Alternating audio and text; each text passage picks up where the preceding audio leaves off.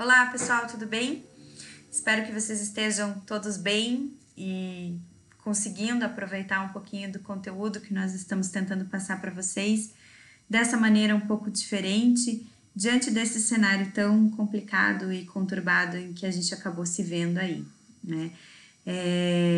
Nós estamos nos adequando e testando ferramentas e fazendo o possível para garantir que você continue tendo uma experiência de aprendizado satisfatória e torcendo, rezando e esperando que logo, logo a gente possa estar presencialmente conversando de novo, se vendo de pertinho e podendo, olho no olho, continuar as nossas aulas na modalidade presencial. Bom, pessoal, nas nossas últimas aulas a gente vinha falando sobre o justnaturalismo, o justpositivismo, e o enfoque que nós vamos dar hoje é da teoria pós-positivista do direito. Então nós vamos falar um pouquinho sobre o pós-positivismo jurídico e como essa corrente vem para responder a algumas das críticas que são apresentadas ao pensamento positivista e como essa corrente vem ainda como um conjunto de reflexões sobre o direito contemporâneo que ainda não se concluiu perfeitamente, né? Um conjunto ainda inacabado de reflexões sobre o direito nesse presente momento, tá? Como que eu pretendo trabalhar com vocês a partir de agora, pessoal? A gente vai fazer uma live no horário da aula, tá? Para discutir os casos, né? Então, toda aula eu vou trazer um caso de debate, um caso para discussão, e no horário da aula eu vou estar disponível para que a gente faça uma live para debater essas questões. E aí eu vou mandar para vocês, né, antes da aula, o vídeo e o material para que vocês tenham um acesso a um conteúdo da maneira mais completa possível, né? Nós estamos trabalhando bastante aí, não só eu, como todos os professores, como toda a instituição. Tenho certeza que a nossa preocupação nesse momento é garantir que você tenha uma boa experiência, tá bom?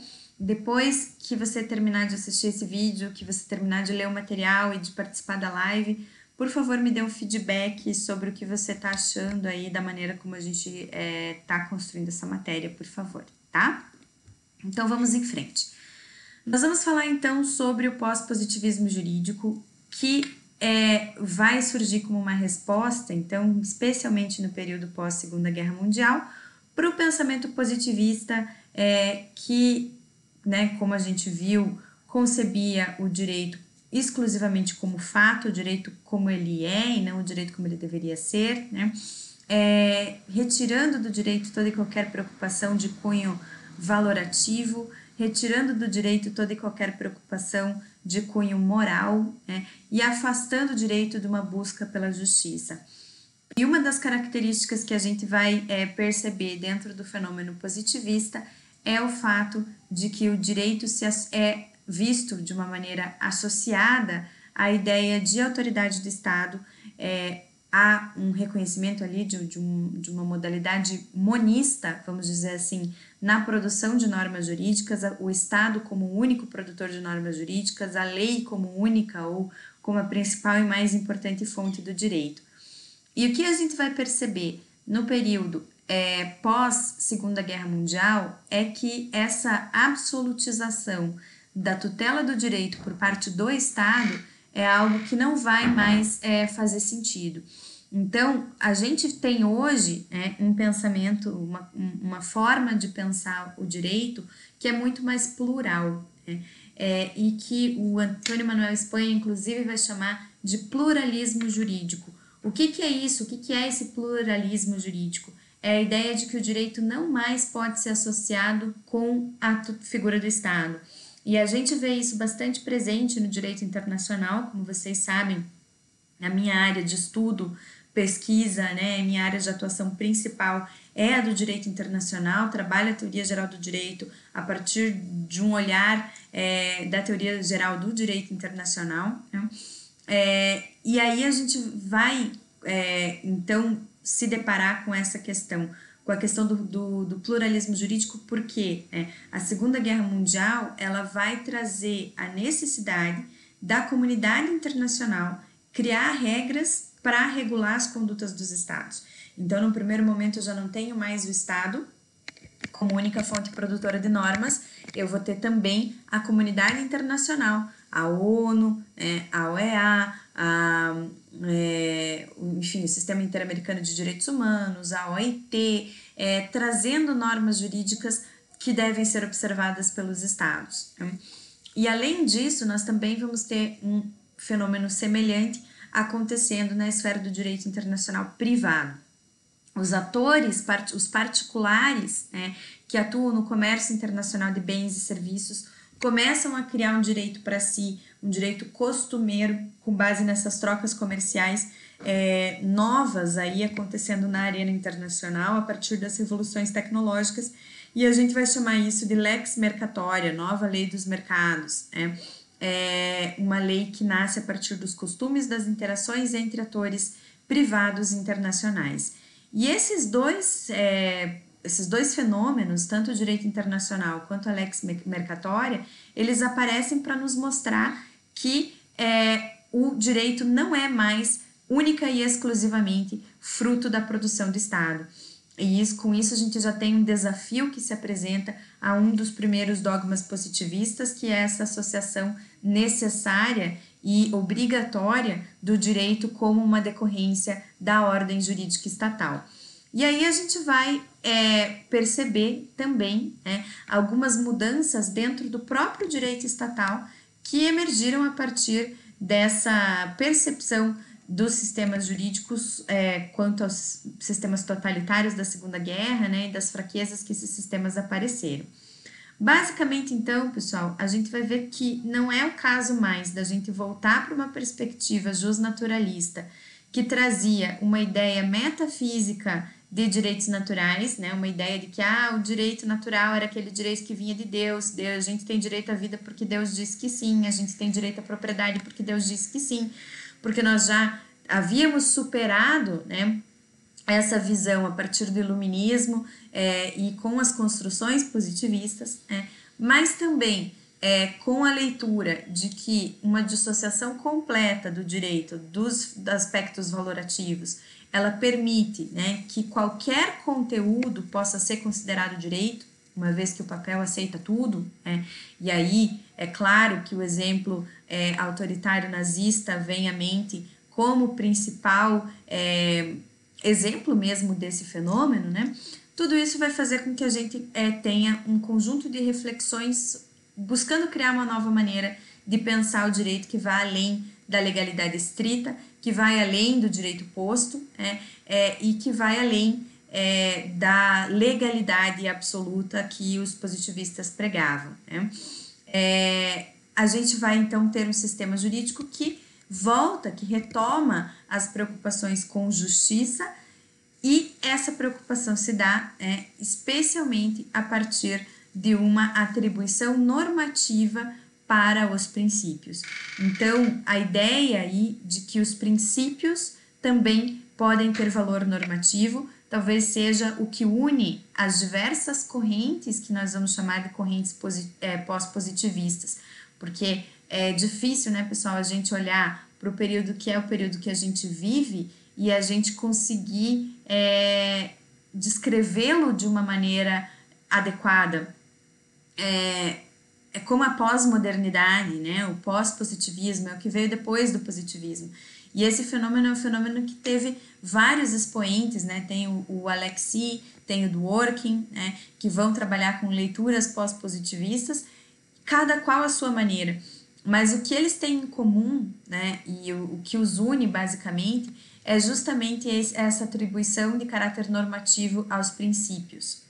Então, os princípios, que são uma espécie também de norma aqui, mas uma espécie de norma que se diferencia das regras, e é precisamente esse ponto que eu quero trabalhar com vocês na sequência, é o que vai trazer, então, a possibilidade do intérprete, do juiz, ele tomar decisões que sejam, onde ele tem um espaço maior, uma margem mais elástica de interpretação do que a simples legalidade, do que a simples aplicação mecânica das regras, mas sem que ele faça isso de uma maneira, sem nenhum tipo de baliza normativa. É essa a ideia que o pós-positivismo vai trazer. E dentro desse contexto, a gente vai ter um destaque muito grande ao que é hoje considerado o princípio essência da ordem jurídica brasileira, que é o princípio da dignidade da pessoa humana, né? Então, desponta aí o princípio da dignidade da pessoa humana como princípio essência e que vai ser o norte de todas as discussões que vão ser travadas tanto no âmbito do judiciário, mas também no âmbito do estudo da ciência do direito, né? Então, a gente vai ter aí a ideia da dignidade como um fator preponderante, certo? Vamos pensar aqui então sobre algumas características do positivismo jurídico e como essas características estão sendo trabalhadas dentro de uma leitura pós-positivista, né? Se o positivismo jurídico procurava uma postura avalorativa do direito, fazendo apenas juízos de fato, então nós vamos olhar para o direito do jeito que o direito é, sem ficar querendo saber como é que o direito deveria ser, o pós-positivismo ele vai reconhecer que a pretensa neutralidade é uma imposição irrealizável, né? É impossível a gente buscar uma absoluta neutralidade, né, numa leitura do direito, né? Além disso, né, a coatividade, característica do positivismo, a partir dessa concepção legalista estatal do direito, né, ela vai dar lugar a uma pluralidade de normas jurídicas, sendo que nem todas essas normas jurídicas são imperativas e coativas. Dentro do direito internacional, nós temos o que a gente chama de soft law.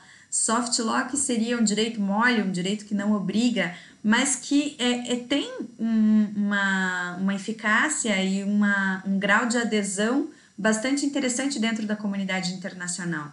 A gente percebe isso, por exemplo, em normas de proteção do meio ambiente, as quais, em sua maioria, são normas de soft law. Elas são redigidas a partir, né, de uma forma que você não tem ali as chamadas normas secundárias de imposição de sanção quando elas são descumpridas, mas ainda assim elas são normas com uma efetividade bastante considerável, né? Aliás, a regra do direito internacional é que ele seja cumprido e não o contrário, ainda que algumas de suas normas sejam normas de soft law.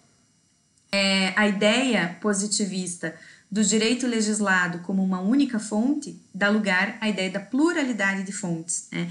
Então, não a lei mais como única fonte do direito, mas também os costumes e também a jurisprudência. Dentro do sistema de civil law, a gente vai trabalhar com as fontes do direito mais para frente, mas a gente vai ver que isso também é uma característica importante desse novo momento, né? Um sistema jurídico que deixa de ser visto como um sistema completo e unitário para ser um sistema plural e que tem que ter uma certa coerência, né?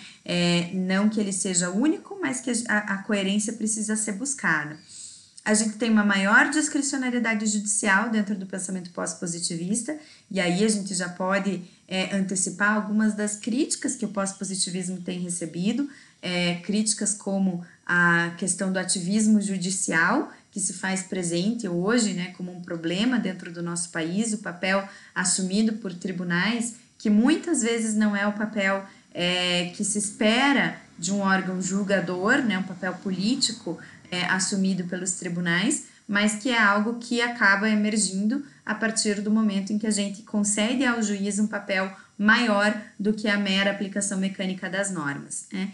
E a questão da possibilidade do questionamento da validade da lei com base na sua compatibilidade com princípios fundamentais. Então, o que são esses princípios, pessoal? Basicamente, os princípios eles são a base estruturadora do raciocínio jurídico. Eles são paredes mestras, os pilares aí sobre os quais se assentam o ordenamento jurídico positivo. E eles vão ter grande influência sobre as constituições contemporâneas, né? Tanto é que o movimento pós-positivista, ele também tem uma leitura aí que é chamada de neoconstitucionalismo para tratar justamente das constituições mais recentes, mais modernas, que trazem, né, um assentamento em bases principiológicas bastante grande. Em outras palavras, pessoal, os princípios eles visam demonstrar quais são as razões lógicas do ordenamento jurídico. E aí, para entrar bem dentro do que o Dworkin propõe, tá? O Ronald Dworkin, que vai ter na sua obra Levando os Direitos a Sério, uma perspectiva do direito como integridade, ele vai dizer, olha, o direito tem que ser coerente. Então, os princípios, eles vão trazer as razões lógicas do ordenamento. Eles vão dizer o porquê da existência de uma determinada regra. E, às vezes, quando eu não tenho uma regra para um determinado caso, estou diante ali de uma lacuna, por exemplo, eu posso buscar a solução no princípio, porque o princípio me dá a razão lógica de existência daquele caminho a se percorrer. E aí eu vou saber mais ou menos qual é o caminho que eu preciso percorrer dentro de uma situação que a gente poderia chamar aí de um caso difícil, de um caso em que não existe uma solução óbvia prevista no direito, né? Então, pessoal, os princípios eles vão ser enunciados de valor genérico que vão orientar a compreensão do ordenamento jurídico. E eles vão permitir, então, que a gente entenda qual é a razão da existência de certas regras, né? E também que a gente consiga extrair deles um conteúdo normativo em situações onde a regra não é clara, né? Onde a regra não nos dá uma resposta imediata, ok? Princípios não são uma novidade, tá? Do momento pós-positivista. A gente tem os chamados princípios gerais do direito: viva honestamente, sem lesar ninguém, e dê a cada um aquilo que é seu, desde, né, do direito romano, são chamados brocardos de Ulpiano.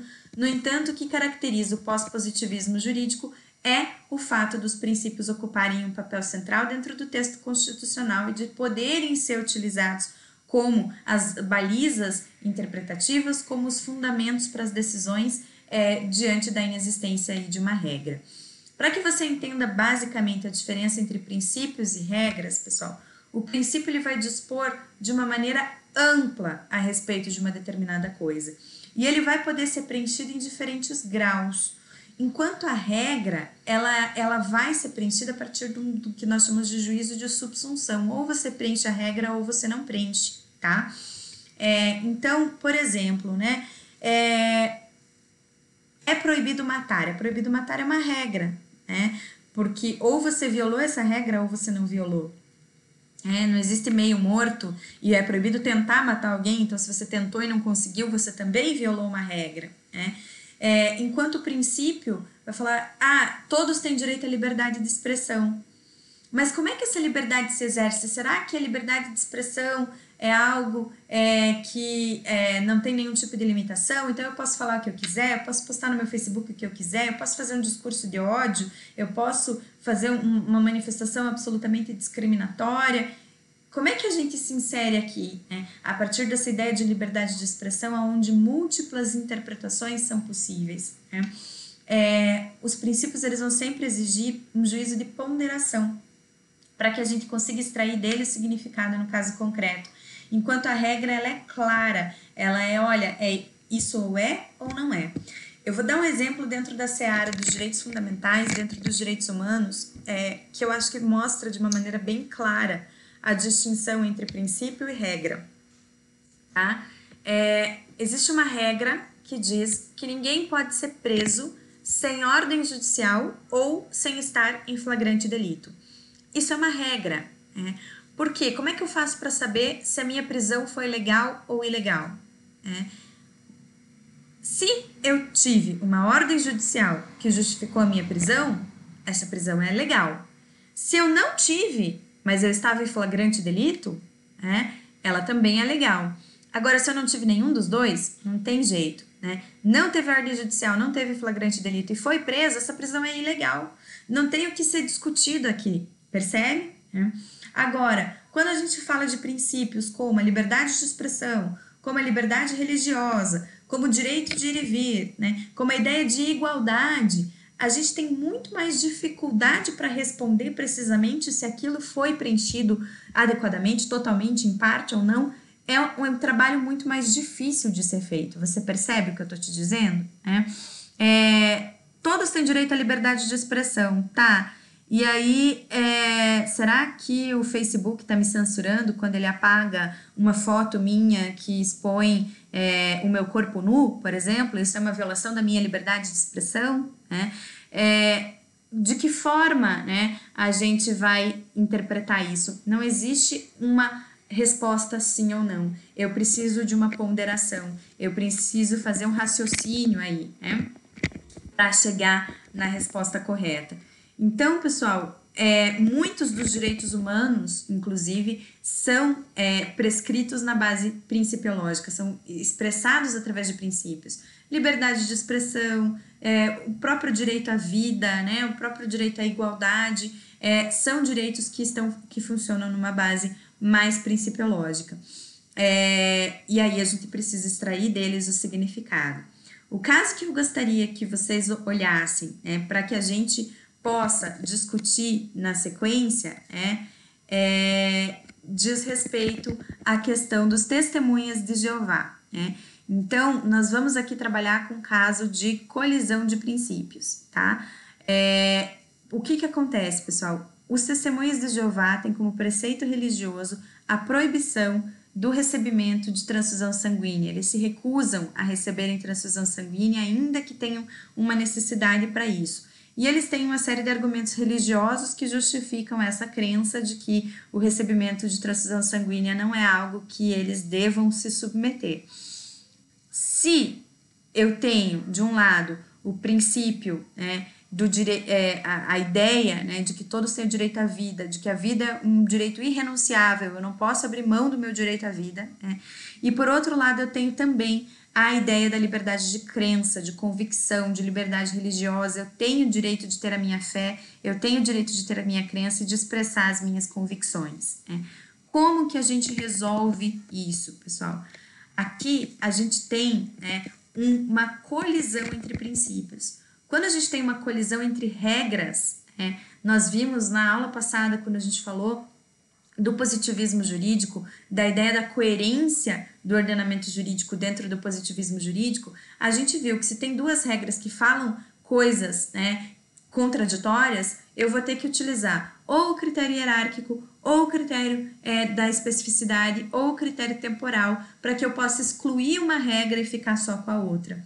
Quando os dois princípios colidem, pessoal, um dos princípios, a gente não vai dizer, esse princípio não é válido porque ele é anterior. A gente não vai poder fazer esse tipo de saída numa colisão de princípios. A gente vai ter que fazer uma ponderação dentro da situação concreta. E é esse o exercício que eu gostaria que vocês fizessem.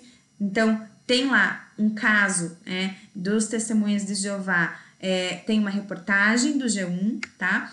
Com uma reportagem tanto em escrita quanto em vídeo para vocês assistirem. Tem um casinho que eu descrevi para vocês, tá? E tem um texto para vocês lerem sobre esse assunto. E eu gostaria que a gente discutisse esse tema na nossa live que nós vamos fazer no horário da nossa aula de segunda-feira, tá bom? Eu agradeço, então, bastante que vocês tenham assistido esse vídeo, tá? E eu espero vocês para a gente discutir o caso dessa colisão de princípios, no caso da transfusão sanguínea dos testemunhos de Jeová, tá bom? Obrigada pela sua atenção, um beijo e até a próxima. Tchau, tchau!